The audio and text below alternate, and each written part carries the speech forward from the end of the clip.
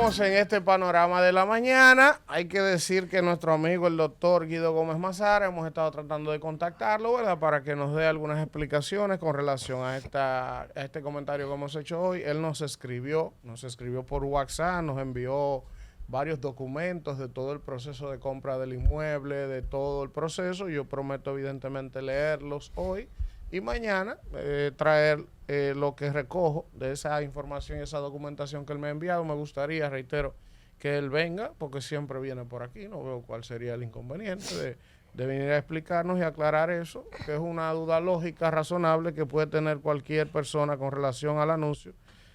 A pesar de que, reitero, que me parece una movida estratégica, inteligente, oportuna, que el Estado adquiera bienes activos y deje de estar pagando renta y haciendo negocio como anda Bartolomé por ahí.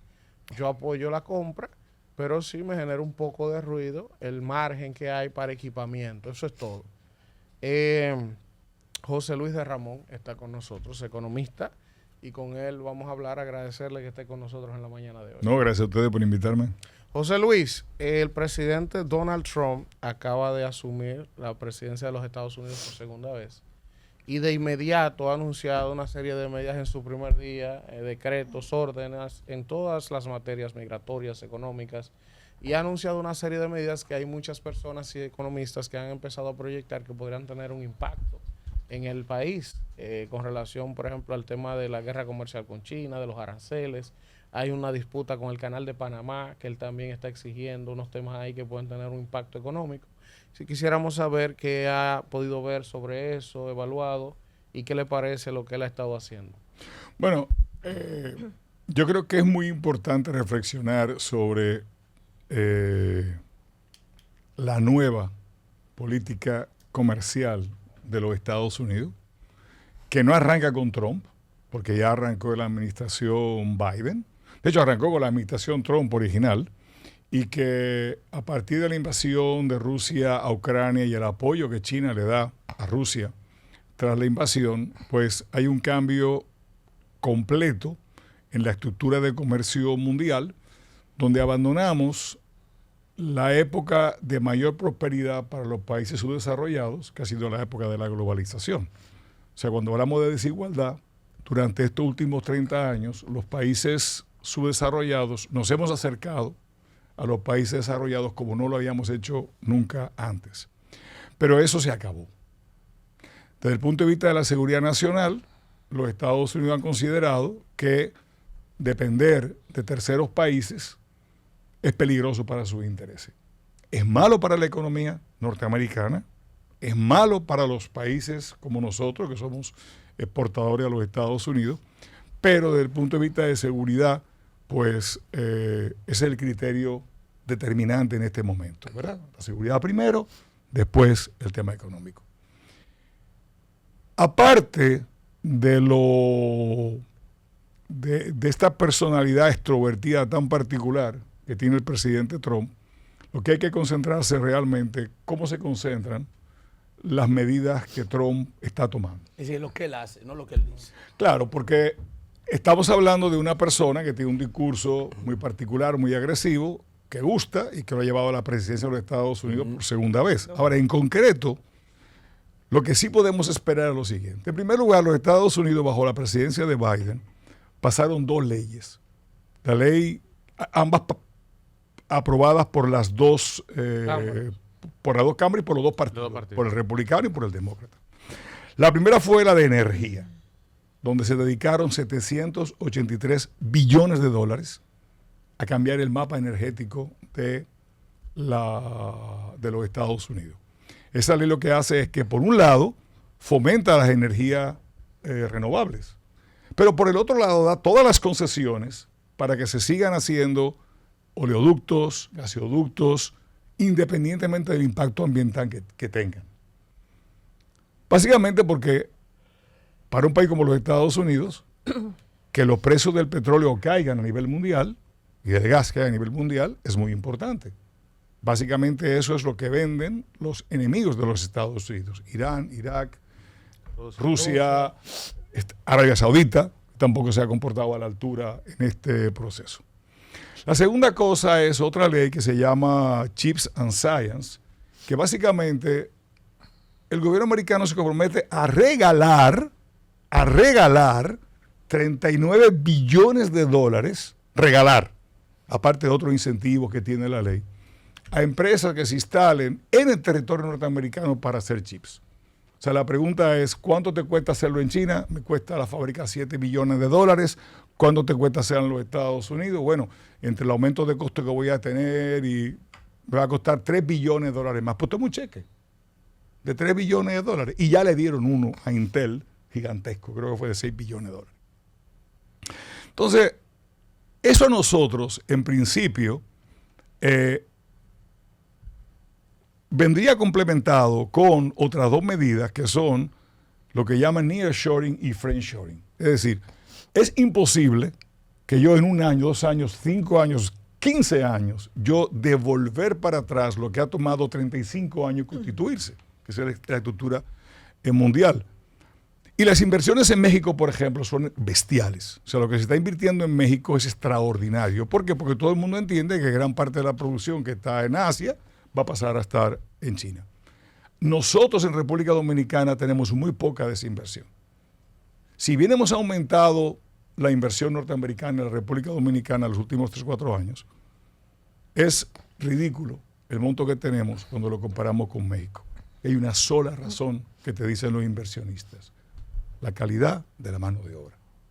El problema de la República Dominicana para no montarnos en este barco, que es una oportunidad de oro, de tener nosotros aquí lo que los chinos han tenido durante los últimos 30 años, está en la Máximo Gómez en el Ministerio de Educación.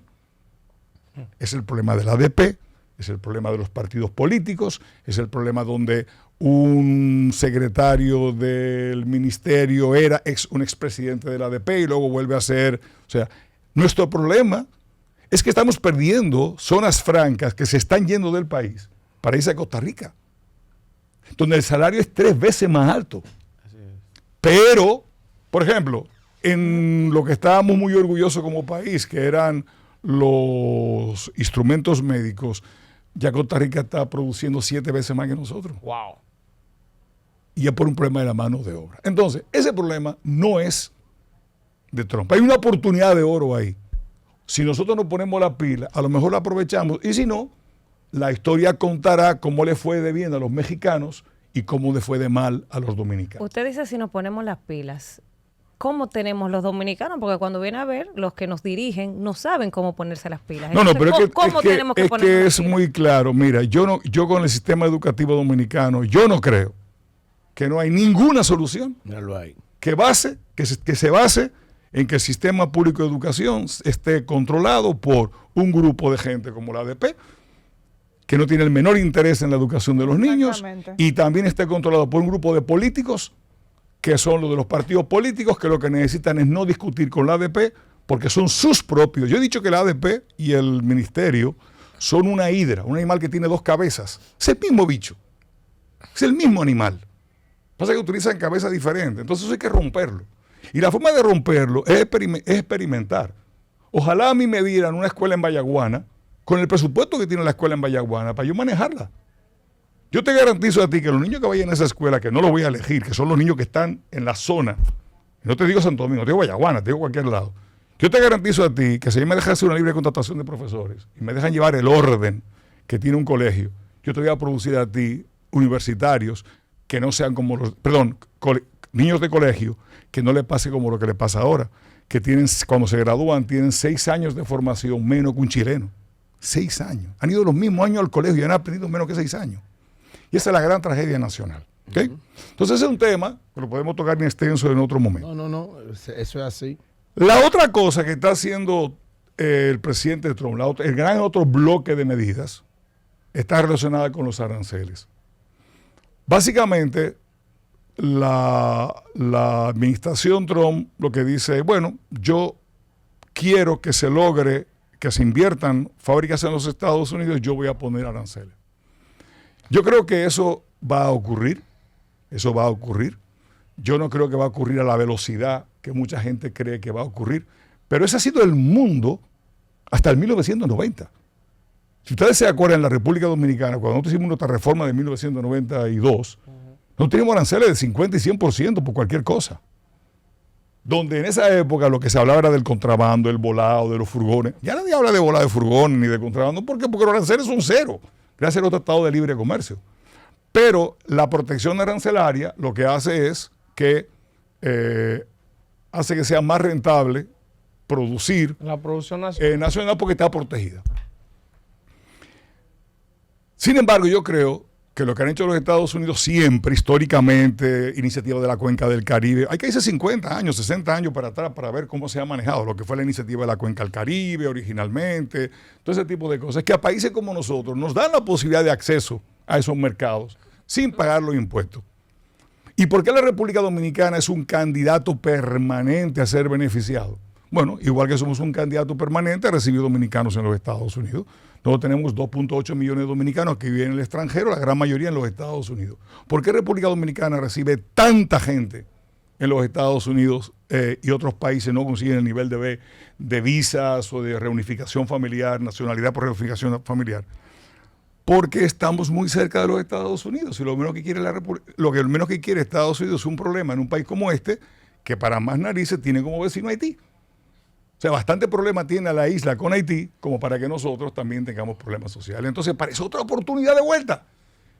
Le van a poner aranceles y nosotros, que somos amigos de los americanos, y que tenemos una larga tradición de una excelente relación con los americanos, nosotros podemos entrar por ahí. De vuelta, nuestra competitividad va a ser que nos pongamos las pilas sobre ese sentido. Cuando digo ponernos las pilas es que tenemos que pensar en que la política industrial dominicana tiene que estar pensada a la exportación y que tenemos que buscar una mano de obra que sea eficiente.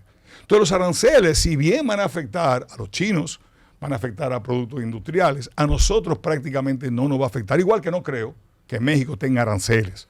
¿Por qué? Porque ¿quiénes son los que producen en México? Compañías norteamericanas. ¿Quiénes son las que producen en la República Dominicana? Compañías norteamericanas. O sea, al final tú le estás poniendo impuestos a tu propia gente, ¿verdad? O sea, y no es verdad que los países van a hacer una devaluaciones masivas para poder cumplir con esos aranceles. Es inflacionario. Los aranceles son inflacionarios, hacen que la cosa cueste más cara. Lo cual nos lleva al gran problema que vamos a enfrentar. Si en Estados Unidos se invierte mucho para desarrollar el petróleo, para bajarle el precio, el famoso drill, baby drill, que le gusta decir a Trump, si ya viene con un déficit fiscal inmenso, básicamente para financiar inversiones, para que esa industria se pueda poner, porque para poner una industria tiene que tener electricidad, tiene que tener trenes que transporten la mercancía, tiene que tener aeropuertos que puedan con los volúmenes, y eso es lo que ha estado pasando en la administración Biden. Por eso los americanos están creciendo 2.1%. O sea, todo el mundo estaba vaticinando que Estados Unidos iba a entrar en recesión.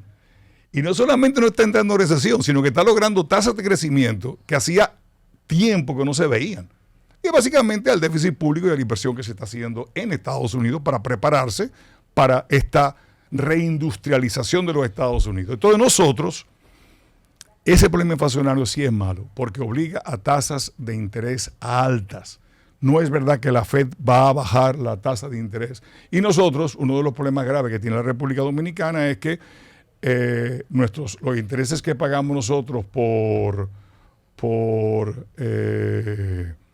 en nuestro presupuesto equivalen a la cuarta parte de los ingresos tributarios. O sea, cada peso que recibimos de impuestos en la República Dominicana, 25 cheles, hay que mandárselo a pagar intereses.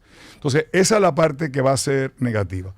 Con respecto a la medida de inmigración, yo no creo que un país que en diciembre creó 250,000 empleos y donde lo que hemos visto es que los salarios de los grupos más pobres han estado subiendo. O sea, es demanda de trabajo por gente poco calificada. Yo no creo que un país que tiene esa necesidad de contratar gente va a tener deportaciones masivas. Yo creo que es un tema político, yo creo que ayudó mucho en la campaña, todo esto que se comían los perros, no sé, ese tipo de cosas ayudó porque hay mucha gente que vota por Trump porque le tiene miedo a los ideales. Y el último aspecto de todo lo que ha señalado Trump es considerar a los grupos, los carteles mexicanos como terroristas. El problema que eso tiene es que en el sitio más efectivo y más rápido donde cualquier sanción avanza es en los bancos. O sea, los bancos son las instituciones más frágiles porque dependen de 400 entidades de los estados, dependen de la Reserva Federal, dependen del seguro de depósito, dependen de un montón de cosas. Entonces, ¿qué pasa? Tan pronto como cualquier ordenanza diga, señores, también el dinero que viene del narcotráfico se considera como terrorista y cae dentro de esta categoría, va a ser más difícil para nosotros hacer relaciones bancarias porque nosotros somos un país que tenemos fama de que aquí se lava mucho dinero. Entonces, en la medida de que el país va a tener que limpiar su imagen, no nosotros, porque somos todos, o sea, el problema es que para los americanos, todos los latinoamericanos somos los que tenemos los narcotraficantes, o sea, desde que llegan a la frontera las drogas, ahí parece que lo maneja Federal Express o Amazon, allá no hay, allá no hay capo, todos los capos están de este lado. Pero bueno, al final es imposible, como ya lo vimos con el caso del FATCA, tú hacer negocios si tú no tienes relación con los bancos. Entonces podría haber un tema ahí, que eso hay que ver cómo se resuelve, pero esas serían básicamente las cosas que afectarían. Casi todo lo que he dicho es ventaja. Menores precios del petróleo, mayores oportunidades comerciales y algunas dificultades por el lado de inmigración y bancario. Pero son oportunidades en general. Ahora, eso es como todo. La oportunidad se aprovecha cuando tú tienes la capacidad. A eso le llaman suerte. Suerte es cuando la oportunidad se junta con la oportunidad, ¿no? Con la preparación. Entonces, esa es la situación. ¿Usted cree que Trump cumpla todo aquello que anunció en campaña? Y yo pudiera tener mi reserva, por ejemplo, porque él tenía el tema con TikTok. Y desde que entró, él cedió y le dio una prórroga. Entonces, me gustaría su opinión en ese sentido. No, ¿Usted y está viabilizando, buscando la manera a ver si de que si Elon Musk lo compra? Adquiere una gran parte o la totalidad de TikTok. Porque al final lo que él quiere es que sea sea dirigida Que por estadounidenses. él no quiere que para las garantizar la ganancias, tranquilidad. las ganancias que genera TikTok se queden en Asia. Solamente que es el origen de esa red Hay que ver si social. se la vende. Es Miren, China. Yo no creo que Trump, como pasó en su primer mandato, vaya a implementar todo lo que dice. O sea, Trump no es diferente a ningún político. ¿Usted conoce a algún político dominicano que cuando llega al poder cumple todo lo que promete en campaña? O sea, eso es imposible, porque no dominicano de cualquier parte del mundo. Ahora, vamos a agarrar, por ejemplo, el caso de TikTok, pues yo creo que es fundamental. TikTok es una subsidiaria de una empresa china. Y las empresas chinas están bajo el control del gobierno chino. El problema no es tanto el dinero que se gana TikTok. El problema es que TikTok entra en los hogares de todos nosotros. De todo el mundo. Sí. Todo lo que le decían los padres Estratégico. de uno, que le decían, ten cuidado, nosotros lo hemos mandado por la borda. Nosotros no solamente ponemos fotos nuestras en este narcisismo reciente que tenemos, sino que salimos ahora en TikTok con los amigos. Y decimos dónde estamos. Decimos dónde estamos, enseñamos los platos de los restaurantes donde estamos. O sea, nosotros le estamos dando una información a cualquier enemigo de los Estados Unidos enorme. Pero ¿cuál es el problema? Si tú sigues un poco lo que ha pasado en China a través del tema TikTok, en primer lugar, TikTok apagó. TikTok apagó. 13 horas duró O sea, fuera. Apagó. La segunda cosa es que los comentarios que yo he visto de los oficiales chinos es, bueno, vamos a hacer una cosa, es 50% TikTok, 50% Tesla, que está aquí en China. O sea, TikTok es un negocito, una tontería de negocio, medio irrelevantón, donde básicamente se va a discutir, se va a poner en tensión las políticas chinas y la de los Estados Unidos. Porque si tú te pones a pensar, si Estados Unidos es una tierra donde lo que priva es el capitalismo y el emprendurismo, y donde una persona como Elon Musk se sienta al lado del presidente precisamente por el emprendurismo, TikTok le ha comido los caramelos a todas las redes sociales de los Estados Unidos. Pero como es China, no puede operar dentro del capitalismo, tiene que ser vendida. Y el que vende obligado, mal precio recibe. Entonces, ahí ya le han bajado a que sea 50-50, pero seguimos en lo mismo. Mientras el gobierno chino tenga incidencia ahí, seguimos con el mismo problema. Y TikTok para mí va a ser el campo de batalla donde las relaciones de qué es la propiedad, hasta dónde llega tu propiedad. Tú puedes mandar a vender una empresa china. Pues yo puedo mandar a vender una empresa americana en China. O sea, porque el tema es que vamos a hacer lo mismo con Tesla, que está en China. El tema es complicado. Y yo creo que el apagón indica una forma de decir, bueno, ustedes deciden, pongan la regla y nosotros la seguimos. Si ustedes si nos mandan a pagar, mandamos a pagar, pero cuando yo le diga a Tesla que pare de hacer carro, tiene que parar de hacer carro. Entonces, vamos a ver qué pasa con eso. Pero creo que es con un negocio idiota. Porque al final el valor de TikTok es una tontería. O sea, TikTok Está bloqueando también, don José Luis, discúlpeme, en el orden de la pregunta. Es un insumo. Las marcas de vehículos de allá, como Jack, como BYD, las principales marcas de vehículos chinas también, la está vetando el Trump también. No, yo creo que van a haber aranceles, pero una cosa muy diferente, yo te pongo un arancel. Ajá. Porque ¿qué pasa con los aranceles? Los aranceles específicos siempre tienen una excusa. Tú, como gobierno chino, estás subsidiando los carros. ¿Es eso verdad? Yo no lo sé, pero como excusa suena chulo, Sí. ¿verdad? Yo voy a compensar tu subsidio con un arancel. MG, ¿Eh? Tour. Ahora, habrá que ver en la práctica esos aranceles, si por ejemplo también se extienden a México, porque si se extienden a México, no es verdad que Ford, que es el gran productor en México, la compañía norteamericana, si al norteamericano promedio le suben 20% el costo de un carro, yo creo que la popularidad de Trump se va inmediatamente a la porra, porque si hay algo sagrado para un norteamericano, el precio de un carro. Entonces, ese es un tema que vamos a ver. Pero sí, yo creo que van a haber aranceles, que el proceso de aranceles va a durar 20 años, que eso va a ser un proceso continuo de prueba y error, de cómo lo van metiendo. Pero sí, los Estados Unidos han terminado con la globalización y ese cambio de la globalización va a ser un poco lo que había antes del 90, donde países como nosotros teníamos ventajas. Ahora, ojalá que esta guerra avisada nos permita a nosotros lograr oportunidades. Bueno, John. Doctor, bueno, en esta guerra económica que hay entre China y Estados Unidos, que es evidente, ¿usted cree que es el fin de la unipolaridad, o sea, del mundo unipolar, de la hegemonía norteamericana?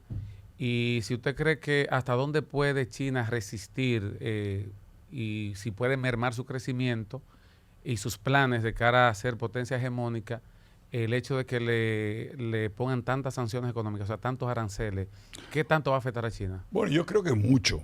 Yo creo que muchísimo. Porque fíjate tú, ¿por qué China crece tan rápido? O sea, vamos a analizarlo rápidamente. Yo tengo una persona que trabaja, acuérdense que China tiene 1.400 millones de habitantes, pero los que viven dentro de la economía moderna son apenas 400 millones. O sea, hay 1.000 millones de personas que no tienen luz. Así es. O sea, cuando hablamos, Una pobreza rampante. o sea, cuando hablamos del PIB de China, es parecido al PIB de la República Dominicana. Entonces, en China hay un montón de gente que tienen una vida donde su productividad es cero. Entonces, cuando tú coges un campesino que lo que está trabajando autárquicamente, que lo que trabaja es para comer, y tú lo sacas y lo pones a trabajar en una fábrica, él multiplica por 5 su productividad. Entonces, con poco tú logras mucho, ¿ok? Pero ese poco que hace ese tipo es en el sector maquila para exportación a Occidente. En la medida de que Occidente le vaya recortando, pues obviamente China va a tener problemas. Yo sí creo que China va a tener muchos problemas. Claro, la estrategia de China es convertirse en una potencia nuclear para tampoco ser maltratada o arrollada. O sea, si Panamá tuviera armas nucleares, no estaríamos hablando así del canal. Entonces, esas dos economías están condenadas a entenderse de alguna manera, pero sí, obviamente, se te fue el mercado. ¿Y Estados Unidos seguirá siendo el hegemón único El o gran la consumidor. multipolaridad? Mira, yo no sé, porque fíjate, lo que también, cuando hablamos del gran hegemón, oye, al final es un tema de respuesta. ¿Qué pasa cuando tú haces lo que tú haces? O sea, Rusia tiene armas nucleares, se metió en Ucrania y todavía estamos peleando 3 años después. Los americanos se metieron en Irak y se acabó el cuento. Además, hasta le llamamos la alianza de lo justo y la aplaudimos. Entonces, ¿cómo reacciona el mundo ante tus acciones? Acciones iguales pueden traer respuestas diferentes. Tú lo que tienes que mirar es cómo funcionan las acciones. Entonces, ¿qué hacen los americanos y qué hacen los chinos y qué hacen los rusos y cómo el mundo reacciona ante eso?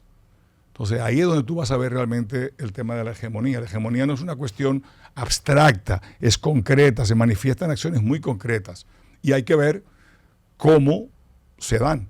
Porque no es un tema de que China tiene capacidad tecnológica o tiene bombas nucleares. El problema es qué puede hacer China impunemente, o qué puede hacer Rusia impunemente y qué pueden hacer los Estados Unidos impunemente. Y hasta ahora, el único que ha hecho cosas impunemente ha sido los Estados Unidos. Sí, sí. Pero es un tema de verlo, hay que ver qué pasa. ¿Qué pasa si China se mete en Taiwán?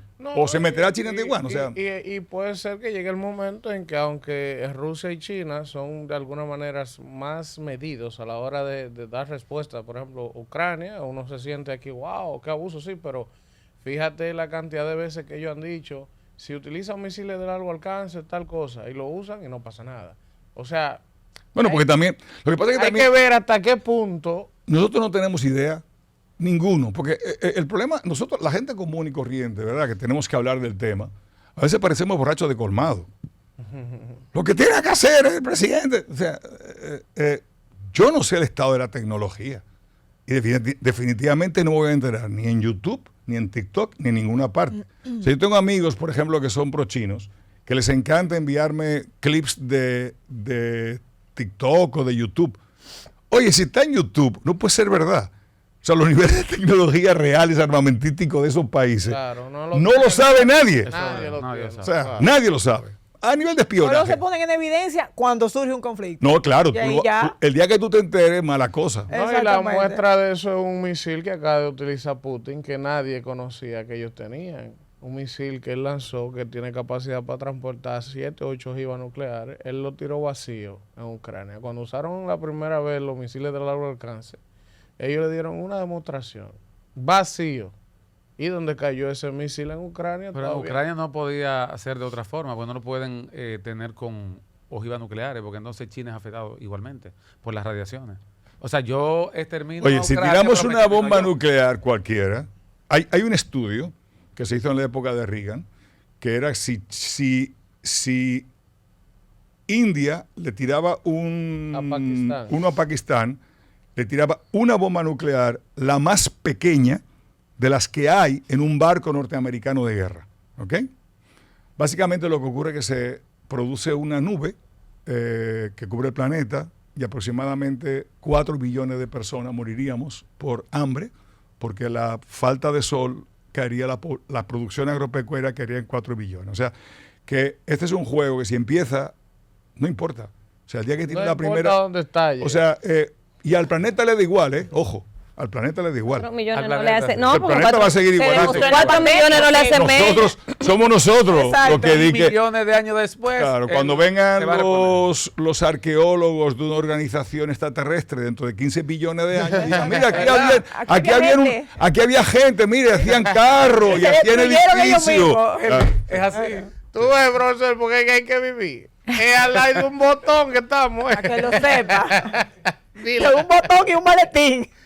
Y del estado de ánimo de 2 individuos, 3. Para que Sí. sepa. ¿Te imaginas? Mira, me llamó mucho la atención a propósito del gabinete de Donald Trump, que hay mujeres en puestos muy importantes, como secretaria de Seguridad, de Educación, de Trabajo.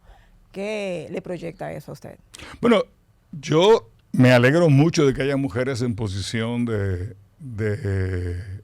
liderazgo. O sea, yo creo que debería ser siempre así. O sea,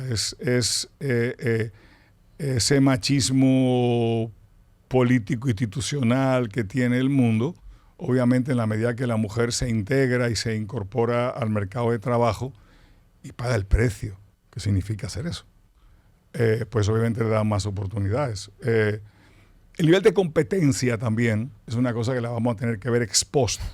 Porque cuando a uno lo nombran para un cargo y uno lee el currículum, todos damos para todo. O sea, mañana tú me nombras a mí en la Cruz Roja, que no tengo ni idea de lo que hace, y si ves mi currículum, va y da para hacer. Pero a ver qué pasa después, ¿no? Pero Trump lo que anda buscando es lealtad. Todos los que trabajaron para Trump en el gobierno anterior escribieron libros contra Trump, tuvieron muchas discusiones con Trump, y lo que él anda buscando ahora es gente que básicamente hagan o sea, que no le discutan, que le den lealtad, y el gabinete en general, si hay una característica, es esa. Pero yo me alegro que haya muchas mujeres. Alfredo. José Luis, yo quiero ir de los Estados Unidos a República Dominicana con el tema del DR-CAFTA. El DR-CAFTA, usted me corregirá, que está integrado entre República Dominicana, Estados Unidos, Costa Rica, El Salvador, Guatemala, Honduras y Nicaragua. Si veremos la composición de América de todos los países, Belice, Panamá, Argentina, Bolivia, Brasil, Chile, Colombia, Ecuador, Guyana Francesa, Paraguay, Perú, Surinam, Uruguay, Venezuela y México no están en un tratado de libre comercio con los Estados Unidos de América, aunque quizás hay países que tengan tratados particulares con los Estados Unidos de manera bilateral. Y otras denominaciones como el ALBA y un sinnúmero de acuerdos que hay regionales. ¿De qué le ha servido a República Dominicana? ¿Qué tan beneficioso, qué tan importante? Porque aquí se vendió cuando se trató, cuando nos insertamos a ese tratado, de que nosotros o vivíamos o moríamos sin el tratado, si no quedábamos fuera. ¿Cuál es el balance de la República Dominicana? Porque, por ejemplo, ahora, en este año 2025, la gente del arroz, para poner un ejemplo, se vencía el plazo, el presidente hizo un decreto con un tope de las importaciones sobre el arroz, pero nosotros sobrevivíamos, nosotros podíamos vivir, por eso les mencioné todos los países que no están en el DR-CAFTA, y ellos están vivos, están sobreviviendo, es decir, era obligado nosotros, si nosotros podíamos vivir, podíamos sobrevivir como nación en términos económicos, podíamos crecer, evolucionar fuera de ese tratado. Bueno, yo creo que la respuesta es hasta cierto punto difícil de contestar, pero hay evidencia, ¿ok? En primer lugar, yo no sé qué hubiera pasado en la República Dominicana sin el Acuerdo de Libre Comercio, y ninguno de los que estamos aquí lo sabemos. Ahora, ¿qué ha pasado en los últimos 20 años en la República Dominicana? Sí, ¿en qué nos hemos beneficiado? ¿Qué país ha crecido en América Latina más que la República Dominicana? Nadie. No, Nadie. ninguno. ¿Qué país tiene una tasa de desempleo tan bajita como la nuestra? Nadie. ¿Por qué tenemos una tasa de desempleo tan bajita como la nuestra? Desempleo. Porque tenemos 2.5 millones de dominicanos fuera. Si tuviéramos dominicanos aquí, nuestro desempleo fuera, los desempleados actuales, más 2.5 millones O sea, esa vinculación con la economía americana, nosotros hemos podido conseguir bienes y servicios que si hubiéramos tenido altísimos aranceles de protección, la calidad de los productos de nosotros han mejorado. Yo creo que si algo le ha faltado a la economía dominicana es haberse aprovechado de ese tratado de libre comercio y haber sido más agresivo a nivel de la tasa de cambio para propiciar una industria exportadora. Porque no hay ningún país, ni Taiwán, ni Hong Kong, Corea, no hay ningún país de los que han pasado de ser en los 50 países agrícolas, como éramos nosotros, ¿verdad?, a ser países desarrollados o cerca del desarrollo, que no haya sido vía la exportación. Entonces nos la pusieron en bandeja. O sea, nos la pusieron en bandeja. No lo hemos aprovechado. No lo hemos aprovechado porque nosotros hemos tenido un modelo muy comodón. O sea, en la República Dominicana nosotros tenemos 10.000 millones de dólares, que es más que el turismo, es 30% más que el turismo, que entran sin costos, porque el turismo tiene costos, hay que hacer un hotel, hay que pagar intereses, producir por remesa. Entonces, todo ese dinero que nos entra a nosotros, esos 10.000 millones de dólares que nos entra a nosotros, hace que la tasa de cambio del mercado sea bajita. Si no tuviéramos esa entrada, pues probablemente la tasa del mercado fuera más alta y el país fuera mucho más competitivo. Eso hace que la industria tampoco sea competitiva. Entonces, toda regla tiene una excepción. La excepción para la República Dominicana es el arroz.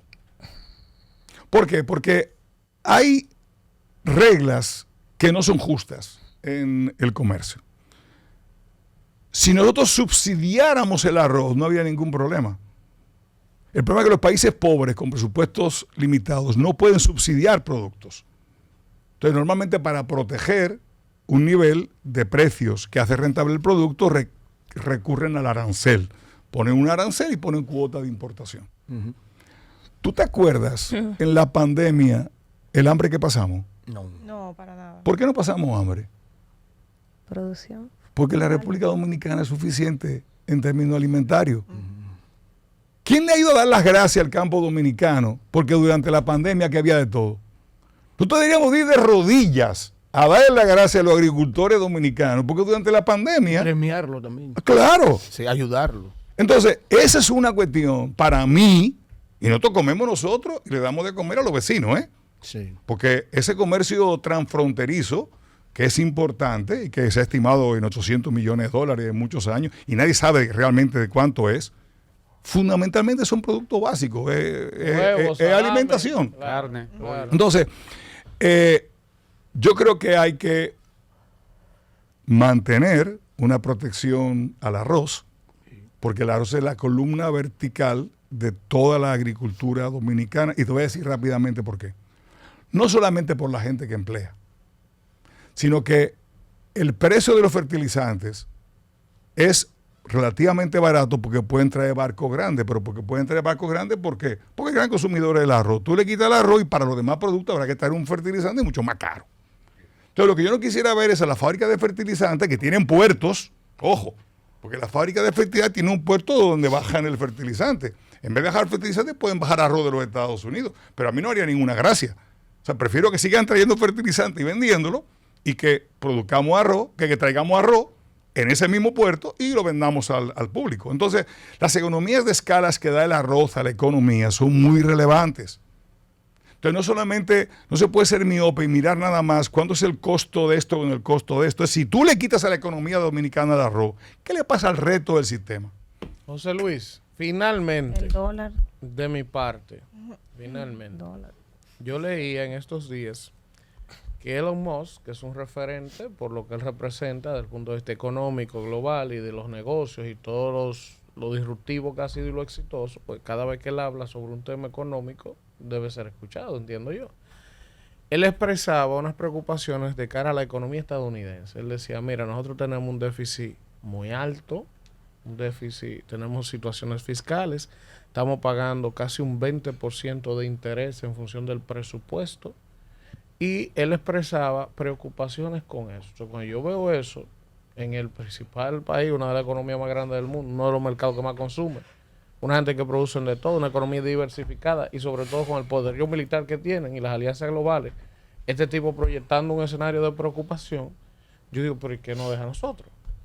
Nosotros tenemos problemas fiscales, hay que hacer una reforma fiscal hace 12 años y nadie se atreve a sentarse a ponerse de acuerdo para lograr una justa que nos ayude a seguir creciendo y mejorando la perspectiva económica a mediano y largo plazo.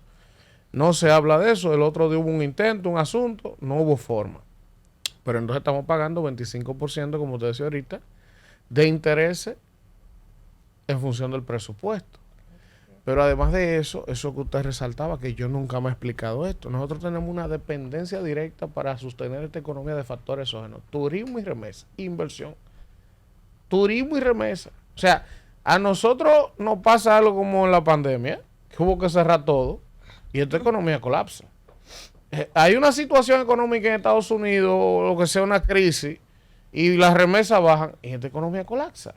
Entonces, ¿por qué los economistas, el equipo económico de este gobierno y de los demás gobiernos, por ejemplo, no son responsables de realmente proyectar cuáles son los escenarios? Porque yo, que no soy especialista en el tema, cuando ato todos estos cabos, yo no tengo una visión promisoria del corto plazo de la economía de este país. Claro.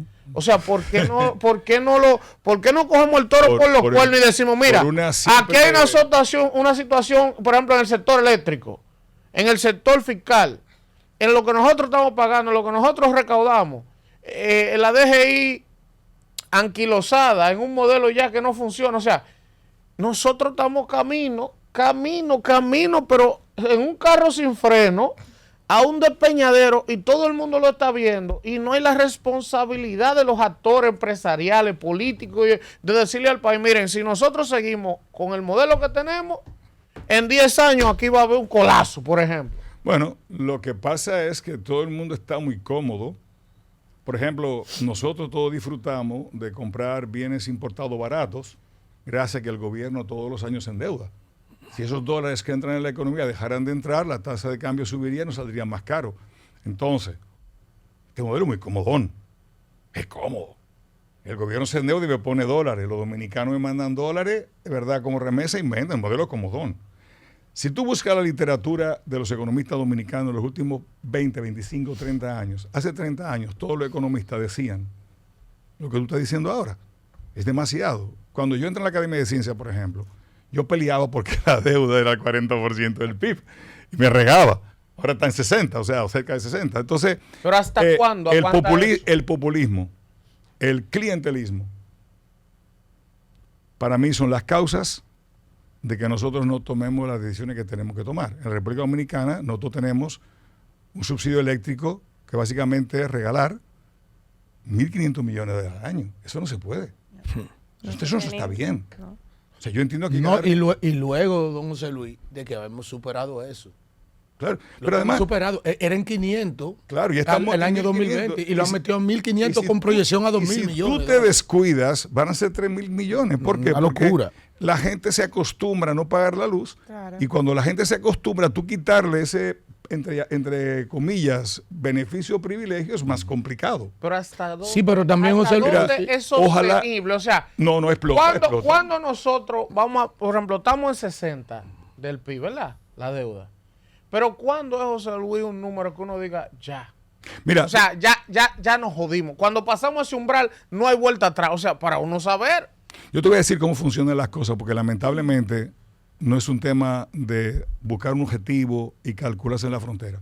En el 1982, el 16 de agosto, entra Jorge Blanco al poder. ¿Ok? El gobernador del Banco Central no era Bernardo Vega lo nombran. Cuando estalló el 16. 84 no era Bernardo Vega. Sí. El 18 de agosto, 2 días después, 2 días después, México anuncia que no va a pagar la deuda. Cayó en un default. 2 días después. Es un default, sí. Cuando México dice no voy a pagar la deuda, eso trajo que los bancos que nos prestaban a América Latina dejaron de pararnos. Eso es lo que se llama un sudden stop. ¿Qué pasó? No puedo. Entonces, ni nos renegociaron, ni nos prestaron, ni nada. Entonces, América Latina entera sacó en los próximos 3 años más dinero pagando deuda de lo que le había entrado en los 9 años previos. ¿Ok? Entonces, un sudden stop no ocurre porque llegamos a un numerito. Porque con el numerito uno se la busca. Un sudden stop ocurre cuando ocurre algo. ¿Qué tan predecible es eso? Muy poco predecible. ¿Qué tan probable? Es probable. Es probable. Brevemente, don José Luis, en 4 años, sin duda no vamos a excluir de la ecuación que veníamos de una pandemia, que es un caso excepcional para el mundo entero.